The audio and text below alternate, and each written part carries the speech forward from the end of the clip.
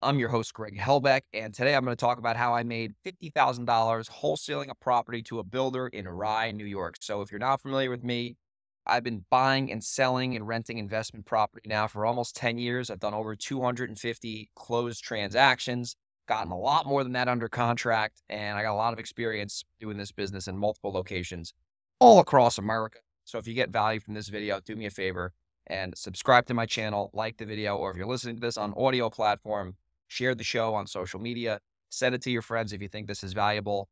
So today we're talking about a property that I did in REI, New York. We got a lead.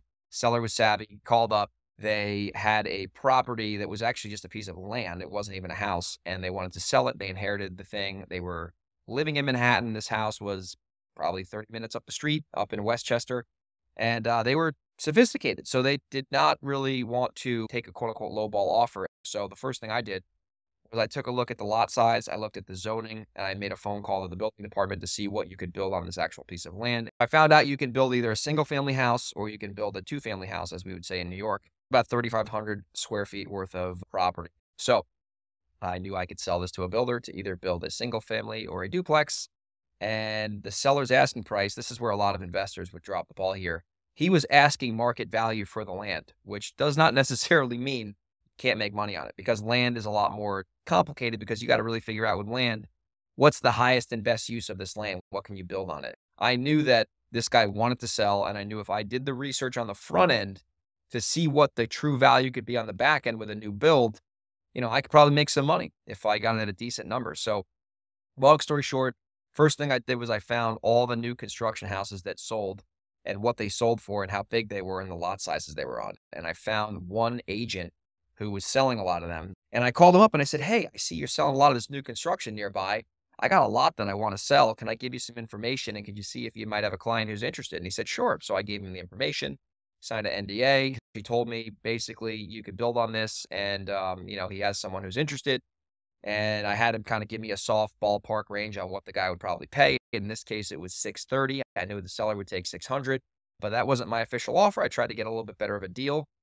So I ended up offering him 570 for the property, knowing that I had a buyer for 630. I had to pay a commission, so I had to take his commission into account, which I think was like $12,000. So at the end of the day, made roughly $50,000 on this property, and it was like one of the easiest deals I've ever done. There was no title issues, there was no hiccups. We closed this thing in like a month. In New York, that's rare because usually it takes a long time to transact. And after all the closing costs, I made $50,000 on this deal.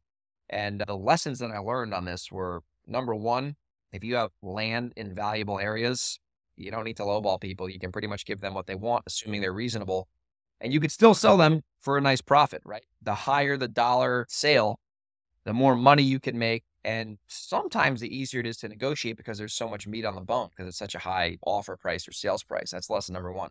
Lesson number two is you got to do your research on stuff. You can't just like look at a lead and spend 5 minutes researching it if you know it's in a good area and you could have a lot of upside. So I took the time to call the building department and ask what you could build on the land, researching the zoning, which was like an hour, right? And learned a lot in the process. So that's lesson number two. Do your research on these types of properties, right? There's a lot more upside than you think.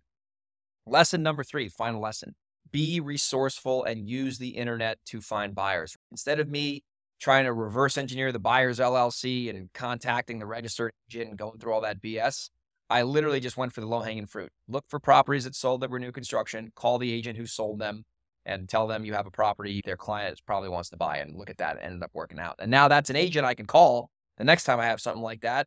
He already knows me. We've already done a deal together. We got a great relationship. So, next deal will probably even be easier because I already know who the buyer would be. And I can pretty much figure out what they would pay before I have to offer on the seller and create a little bit of a spread for myself to make some money. So that's the property in REI, New York. Very fun deal to do. And I learned a lot in the process. And those are always my favorite deals when you learn a lot while you're making money. That's like the best in this business, when you can just learn and earn, as they say. So hopefully you got value. If you did, and you're in New York or Seattle or Reno, San Diego or Delaware, and you have a property you want to either wholesale to me, I also flip houses. And if you want to just also, wholesale a house with me in JV, I got a great buyers list in all those areas. Send me an email, greg@velocityhousebuyers.com. I hope you got value from this. If you did, share it, like the video, subscribe, and I'll see you on the next one. Take care. Bye.